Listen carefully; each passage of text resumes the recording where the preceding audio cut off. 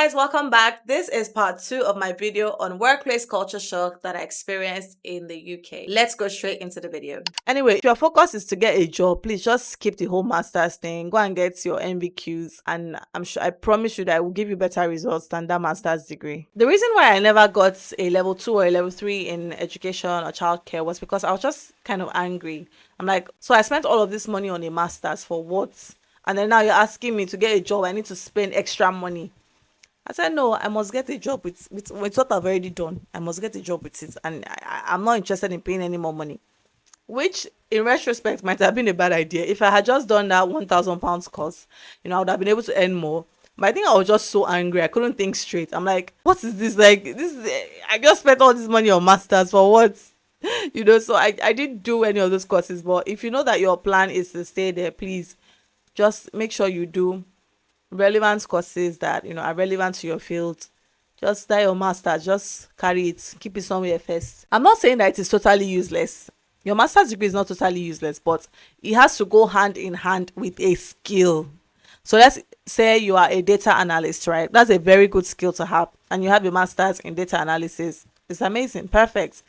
I'm saying those general masters that don't really have any particular skills or any people that know what I'm saying, Sha. Sometimes when I'm scrolling on TikTok, I would see people make comments like, oh, they don't go to school. I have this degree, and I'm working with people that didn't even go to school. I'm like, joke's on you. The joke is on you. While you're going to school, if you notice, they're always absent. You don't see them a lot at school. My master's degree, I can count the amount of British nationals that were actually there. They are working. They're already working straight from secondary school. 17, 18, they've gone into job market. By the time they are 22, 23, they have 5, 6 years of experience. And you are there bringing one paper saying it's masters. They'll just be looking at you. While you are going to school, they are waiting for you at the office to come and be your boss, to come and be your guy. You are shouting, they did not go to school. People should wake up. And I'm not trying to be thrown there, because I realize that, some people, it's that school that they are going to that's even giving them rights to even be in that country in the first place. So without that school visa, they can't even be in the UK. So I'm not talking to you. I know that yours is a bit different, right? But even as a student, you can still find a way to add other, certifications to yourself while you're studying. So yeah, don't stay there and be doing, I have masters. With your masters, they will be there waiting for you with their level 2, their level 3, earning more than you. And they will be your boss. I remember the last place that I worked, one of the managers called me to the office, and she was asking me about my master's degree. And she was like, is this a master's, like an actual master's? I was looking at her like, how many other type of masters are there? She's like, it's a master's in education. I was like, yes. She was like, because that's what I have. I was like, okay, she's a person of color as well, but she was just surprised, like, why am I, I'm like, yes, because my degrees are not considered equal to British qualifications. So I have to do, a level 2, level 3, or a PGCE. But she was just really surprised. And I'm like, things that we go through as immigrants. Some of the things that make working in the UK so hard, it's just the way they work, their work culture. Aside from the standing, there's also this thing where it feels like you're being micromanaged. Everybody's watching you. You have managers, you have supervisors, you have a room lead, blah, blah, blah. And then even your colleagues take it upon themselves to watch you, to report what you're doing back to the managers. I don't even mind reporting, right? Because it brings about accountability. It's good for people to be able to, check each other. But when people have selfish reasons or they have selfish motives, it now becomes a game of, using that thing to fulfill your own selfish desire. It becomes a witch hunting game. So they're just looking for anything that you've done wrong, anything you do wrong, just to go and report you. Sometimes I will look at some of those people and I'm like, if it's not that you're a witch, as in, what joy do you have, like, in reporting people and making sure that they either lose their job or they get suspended or something? I don't really know what their aim is, right? And some of them, they're doing that so that the management can notice them. Apparently, that's how you get noticed, actually. They're not wrong. That's how you get promoted. That's how you get noticed, by doing things like that.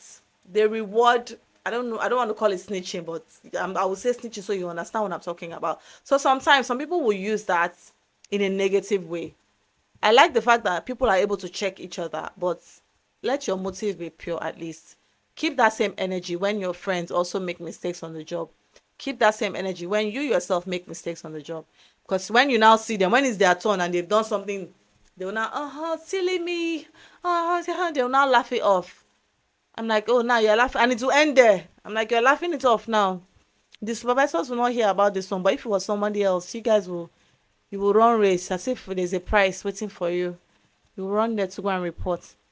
So we usually take children out for like walks. We take them to the park and everything. And there's like a lot of security things that you need to do before you leave the premises.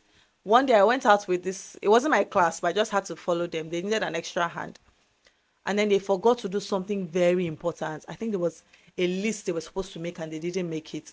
And the two of them were just like, let's just not tell anybody. Let's just not tell anyone. And I was looking at them like, if it was somebody else now, this thing that people have done, this thing, people will want to report. I mean, I didn't report them because I'm like, I don't, what do I want to gain, right? I was just saying, let everything just go. And it's not even my class. So I'm like, let everything just go well, you understand? But I was not imagining that if the roles were reversed and they heard me say that kind of thing, they would, the way they will run to that supervisor's office and to go and report.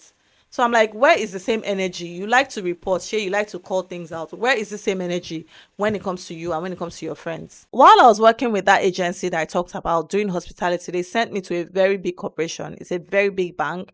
And I worked there for a while. I went there with the mindset of, oh, while I'm applying for jobs, right, let me just be using this one to hold body, because the pay was actually good. The pay was better than what I was earning when I started working as a teacher. And then I would just go there like, okay, I'm just doing this temporarily. When I got there and I saw the amount of gossiping, backstabbing, office politics, I'm like, on top of hospitality, on top of tea and coffee, on top of clearing plates and pushing trolley, all of this drama. So I can just imagine what goes on in the proper corporate setting. If all of this can be happening because you people are making tea, coffee, serving drinks, serving food, the thing really shocks me. Oh, we had one particular manager, European. She would just be doing as if no, that job. And we heard that she had chased so many people away from the job. Unfortunately for her, at the same time, they now posted about 3 Nigerians there. And then one other girl, she's from Mali, but she's basically like a Nigerian. We had to even, she had already blended. She now realized that it be like, say, these ones, they are different. So, because when she give us fire, we said, we give her back. You cannot bully a Nigerian. You cannot bully us, especially when we're in a group. If it's one person, if it's a single person, we can say okay, maybe. But it's 3 people, you can't get away with it. So she will always report us on one thing or the other. At some point, we started speaking pidgin English, just so that when we want to talk about her, she will not. There was one day she heard us and she replied. We looked at ourselves. We looked at ourselves like, eh. You know the way they speak as well. There are some countries, their English is very broken. So I think she was able to put 2 and 2 together. We're speaking pidgin and she responded to us. It was that day we're like, we are no more safe. And it's so sad because all of us were from different. One was Edo, me, I was Yoruba. Then there was another one, I think Igbo. So we don't even have that common language, right? But the only thing we could speak was pidgin English.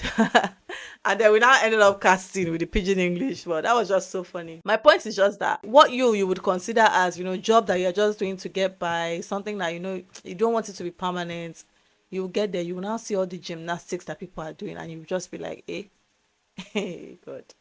And then it starts to open your eyes to the reality of things. One reason I struggled so much at the workplace, don't get me wrong, I always had a job. I always found a job. It was not hard for me to get a job, but I would always leave my jobs because I value self-autonomy.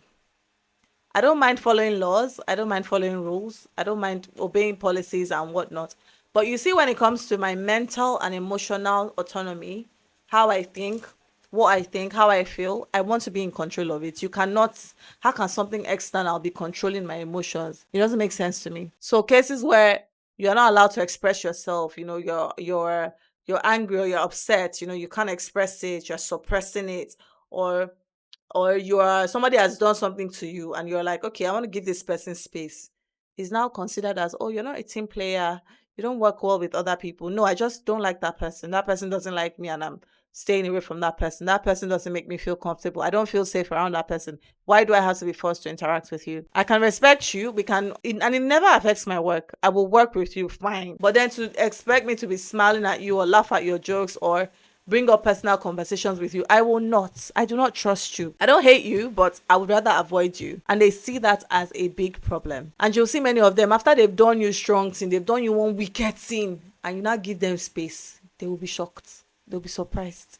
Like, oh my gosh, I don't think she likes me. She's weird to me. She doesn't like me. I'm like, are you normal? Are you okay? Are you alright? Did you not realize what you did, or do you not see what you did as a problem? If you want to actually be liked, why not be a good person? Why are you behaving in a nasty way and then you're still expecting to be liked? And I saw this a lot, especially with managers and supervisors. You will do something bad, but because you're a manager, or you're not even nice to someone, because you're a supervisor, you automatically expect to be liked. You carry yourself. And then when you now see someone that does not send you, they know. And then you're trying to now translate it, because they don't like you. You're trying to now translate it into them not being good at their job.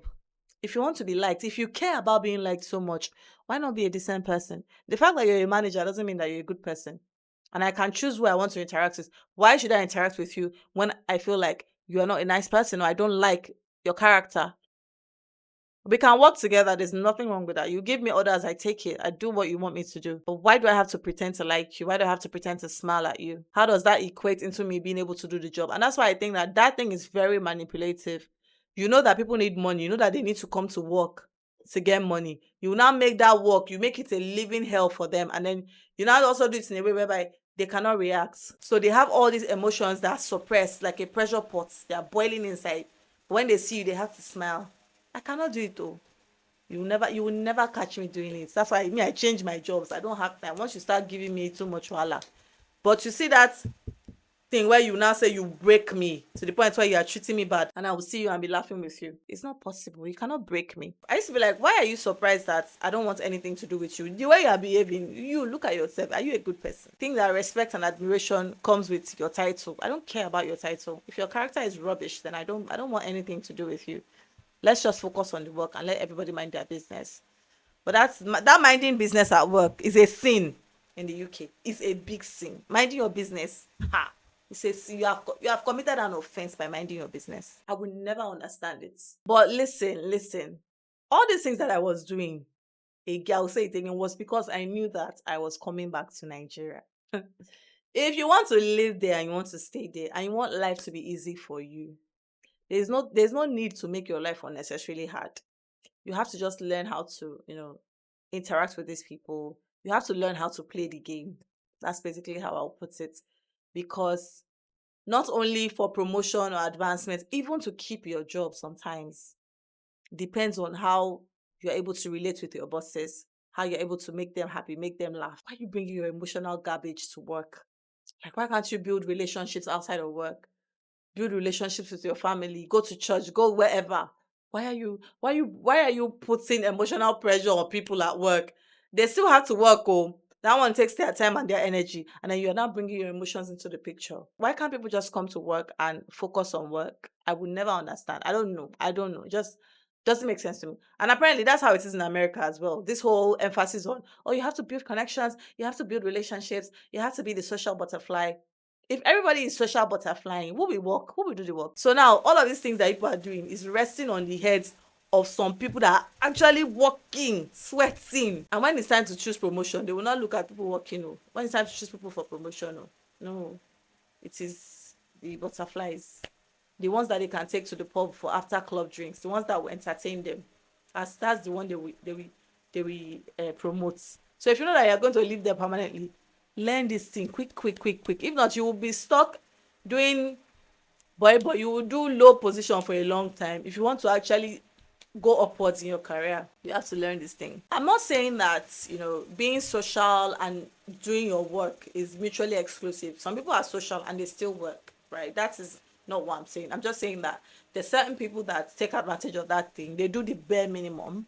They will do the bare minimum and just focus on socializing, and it always works out for them, and the company doesn't see anything wrong with it. A lot of times, those people don't even care about the company. Like, they don't even care. When you have personal conversations with them outside of, when the manager is around or when the boss is around, you'll see that they don't even care, but they know how to play the game, and it works for them. So learn the game, learn the game. Stop complaining.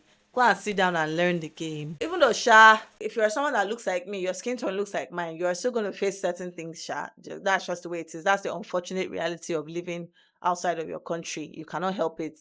But at least if you learn these things that I'm saying, it will help you a little bit. It will help you. Don't just focus on, oh, I'm just doing my work. I'm just doing my work. I'm just working, focusing on my work. You'll be on that table for years. Nothing will happen. So focus on, learning how to interact with people, learning social rules basically. So I worked in childcare. I remember that it was a day that I did about 16, 17 nappies, and we had like 20, maybe 22 children that day. Then one child was sent home without his nappy being changed. I was not the one that sent him home. The person that handed him over to the parents should have checked, because that's what we do. We normally check. We just use style to check them to see if they've peed or they've pooed, and then we'll change their nappies. The person handed the child over without even checking whether the child was okay. When the child has now gone, they were like, oh, this child did not get a second nappy change. Who was doing nappies? And I was like, me.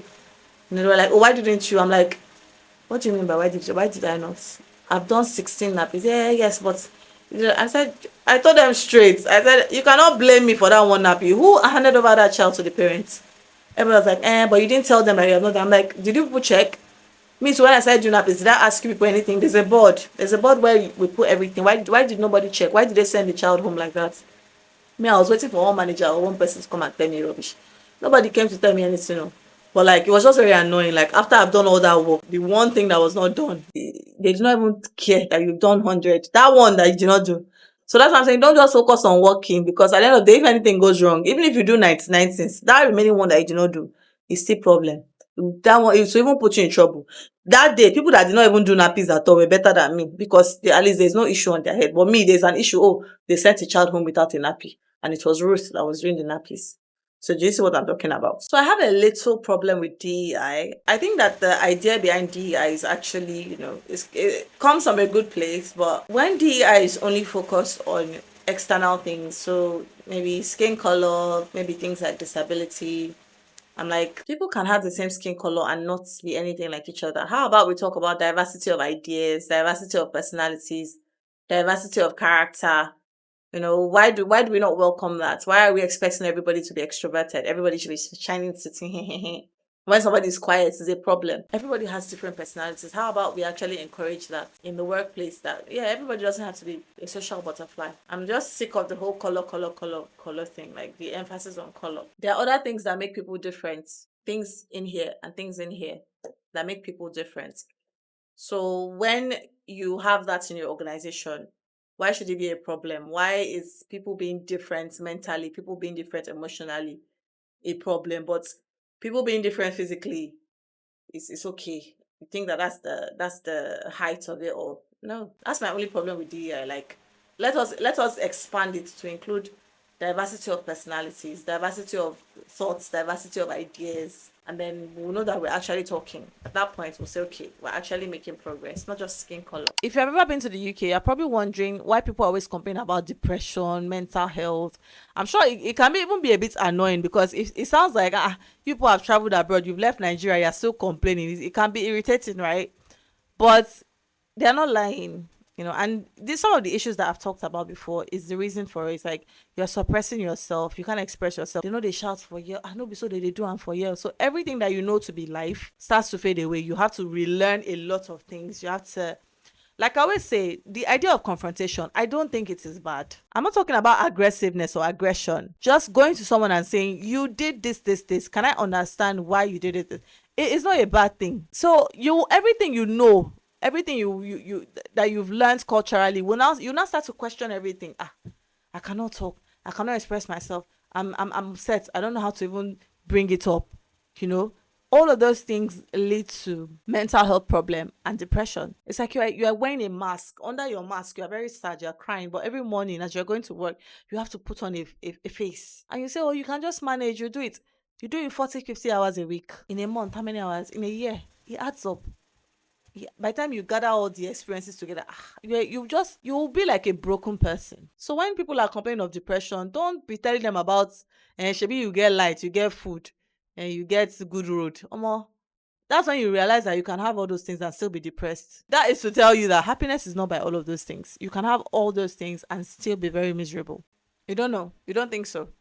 The best way that I can describe the UK workplace is to a Nigerian is, when in Rome, do what? I want you to complete it by yourself. Abandon all the Nigerian whatever that you are used to. Don't work in silence. You see, hard work in silence is equal to not working at all. Make sure that you're always announcing whatever it is that you're doing. I'm now going to do this. You announce. I'm doing this. I have done this. After you've done it, announce. So, because that's what they see as working. If you are quiet, they see that you are not working, or they even see that they've not given you enough work. That's why you are not. I was watching one video where the guy said he's Asian. He said when his bosses will ask him, "Oh, how are you? How's the job going?" He would just say fine, because he's used to Asian bosses. They don't really care for details, right? Just like Africans, I feel. Um, then he started doing it at work. He would notice that every time he would respond like that, they're not happy with him somehow. The energy feels off. I don't know how he realized it. Now said later he started complaining when they asked him, "Oh, how is the project?" He was like, "Oh my gosh, that project is just so, I can't, it's overwhelming. I've been doing it for two." Even when it's something that he has finished, he said he will not submit it though. He will just hold on to it, and then he will just be making it look as if he's working so hard. And he started getting positive responses. I don't know what to call it, but it's just the way it is. It's the game. You just have to learn it and you have to play it. It's just the way it is. Do not be a silent worker, silent achiever. Just working, working, working, working. Nobody will know. Nobody will see it. Nobody will acknowledge it. You will see people who have been working in a company for 10 years. Every day they will still come to work and be complaining. And I used to be like, if you hate the job that much, why don't you leave it? Like, I didn't used to understand. But now I think it's just part of the culture. Just look for one thing to complain. They resume in the morning. After a good morning like this, complain. And I'm like, I'm tired. I don't want to hear it. I don't want to. Don't tell me. Why you complain? Just change your job. No. This complain will just be complaining. When people say the British people like tea, it's not an exaggeration. It's not a joke. Like, tea is such a huge part of their culture. And I probably said no to every cup of tea I was offered. Please don't be like me. Don't do that. It's just that I don't really care for tea or coffee. Even in that cold weather, I'm drinking my sparkling water. I'm drinking my yogurt. I'm drinking my smoothies. I don't really care, right? I see tea as something that you drink at home because there's a specific way I like to make my tea. I like it with that powdered milk, very creamy. So the British people have cow's milk, fresh cow's milk. It's very nice for like cereal and oats and all that, but for tea, it can be a bit watery, right? So I'm just like, there's no way you will make tea for me that I'll be satisfied. And there's something I cannot do. I cannot force myself to eat or drink something. My body doesn't accept it. I don't know. I only eat what I like. I only eat what, and I only drink what I want. That's the way I'm wired. So I would just rather tell them no instead of them making it and then I force myself. I can't do it. But please, it's good for socializing because it's during that period of, let's go for tea, let's go for coffee. They get to bond, they talk. My case is very funny because everything that the British people used to bond, everything that they bond with is what I don't really care for. So you can imagine how hard it would have been for me at work to socialize. Tea, coffee, I don't care. Let's go to the pub. I don't drink. After work drinks, I don't drink, so I'm not going. Let's go clubbing. I don't go clubbing, right? Let's go for a smoke. I don't smoke. Every time they'll be doing smoke break. That one used to annoy me.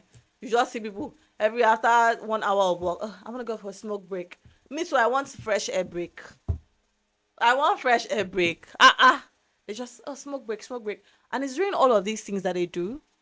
They get closer to the managers. They get closer to the supervisors. They just make life easy for themselves during all that period, doing all of that. But me, I'm like, I don't smoke. I don't drink. I don't go to the club. I don't drink coffee. I don't. So it's like it's hard. I was eventually able to find people that I gelled with, towards the end of my stay in the UK, just based on character, experience, just our spirits just vibe. Nothing doesn't. We didn't even do anything. No, let's go. It was just true conversations, finding out that we have similar experiences, and that is how I bond with people. I don't bond with people over useless things. I know that. Okay, let me not say useless, but over things that that are trivial, right? I don't have a problem with casual relationships, but don't expect me to put maximum effort into a casual relationship. If I know that this relationship is not substantial, I will not put effort that is substantial. I will not invest my money. I will not invest my emotions. I will not invest my time. Everything will just be very casual. But I see a trend of, even when they know that relationships are casual, they just put in so much effort. They put in their money. Oh, mommy, I'm like, I remember one day they came to meet me to contribute for something. The person that does not even talk to me, that was not. I said no, don't do it though. If you know you don't want to leave, but me, you know me, I know. I said no. It's not. This person doesn't even talk to me on a normal day. You don't even say. You don't even tell me good morning. Why should I care that it is your birthday? People are coming to meet me. Oh, they want to buy this. Oh, can we get £10? I'm like, no.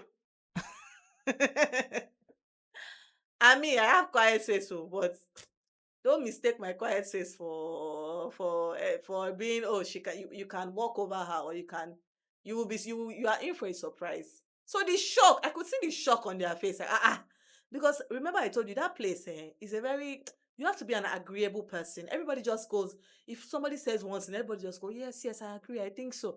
If you, even if you don't agree, because if you bring a different opinion, it's not, it's a very conservative place. They don't like, ah, but me, I don't think, I don't. There's no. I don't see a problem in people having different opinions. So I don't understand. So when I said no, like I could see the, but I'm like, when shock from now to tomorrow, there's nothing you will do for me. I don't care. If it was even somebody that I talk to, I would understand that. Okay, me and this person have a relationship. I don't talk to this person. I don't know how to invest. You will never catch me investing my money, my time, or my effort into something casual, or even into something non-existent, because really, me and that person's relationship is non-existent. She doesn't even talk to me. So why would I give her my money? I don't operate like that. So these are the kind of things that I did. But thinking back, I'm like, are you one day? You're not serious. But me, I already knew that I was leaving, so I didn't care again. At that point, I was very bold doing what I like. My advice for you is that once you get to the UK, don't waste time. Try and acquire as much social and cultural capital as you can. Go out, go to places. If you don't even want to spend money, go to the park, go and sit down, listen to what people are talking about, watch movies. I know you like Odunlade, but for your own sake, acquire some social capital so that when you need to have conversations with people, you have things to say. You can find a middle ground when they are, so that when they are talking left, you will not be talking right. You understand? You need to go out, have experiences, have things to talk about. Those things will help you when it's now time to engage in conversations with your bosses or with whoever, or your colleagues. You have things to say, because as an immigrant, your experiences are going to be different. If they are talking about secondary school, and me, I'm talking about secondary school, you know the kind of the level of difference. So even if you don't have their exact experience, but if you know a bit about it, you can contribute to the conversation, but in a way whereby you can also bring in your own experience. Oh, I'm actually from Africa. This is how we did it, but I know that you guys do this. It makes sense. But if they are saying A and you are saying B because you don't really understand, at some point people will stop talking to you. They'll just tag you as weird. It's like, oh, she's weird. I don't really understand her. I don't really get what she says. She talks a lot, but I don't really understand what. I've heard them say that about people. Like, I don't really get her when she talks. So find a way whereby you can acquire cultural capital. Watch movies. Go out with people when you can. Listen to conversations. Listen to how they use words. Listen to the lingo that they use. Because as Nigerians, a lot of things we say are American English. Oh, a lot of things we say. It was when I got there I realized, when we, this thing where you are calling something a particular name. Like when we say shop, it's actually British English, shops. But in Nigeria, people don't want to call it shop again. They feel like shop is local. They say a supermarket, or they say grocery store, or but shops is actually correct. So I'm going to the shops. That's what white people say. British people, not just white people. So there are certain things you think that, oh, it's upgraded English, but you're just speaking American English. So listen to how they actually speak. Listen to they have very fun phrases that they use. Just things that help your conversation, flow better. Don't make your life unnecessarily difficult. Just try and be an agreeable person. Find a middle ground. I'm not saying don't have any personality or don't express your opinions, but just try and find a middle ground somewhere where you can still have a healthy relationship with people and still express your opinions. I would not advise anybody to stand out in the UK. Your focus should be blending in. Blend. You need to find a way to blend. It's not a place that rewards standing out. Standing out will only bring you problems. Try as much as you can to blend. Which brings me to this point. Code switching. When you see an immigrant, even though they traveled yesterday night and by the next morning they are speaking with accent, you have no right to say anything bad against them, because especially if you've not lived abroad, you've never traveled abroad, you're like, oh, why is she for me, why is she faking? When you go there, you understand you already have so much to deal with. Then to now be talking with your normal accent that will even make them to be able to single you out very well. That's the last thing you want to do to yourself. And this has nothing to do with denying your culture. It's a survival skill. It's a survival mechanism. It's a coping mechanism, because you are not trying to be different. So if you can code switch, please don't listen to anybody.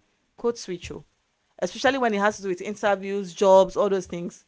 Code switch. If not, to just make your life unnecessarily hard. Hey there, Future One Day is here again. Thank you so much for watching. Please make sure that you like, share, and subscribe, and turn on your notifications so that you can know when part 3 goes up. Thank you so much, and I'll see you in the next video. Bye.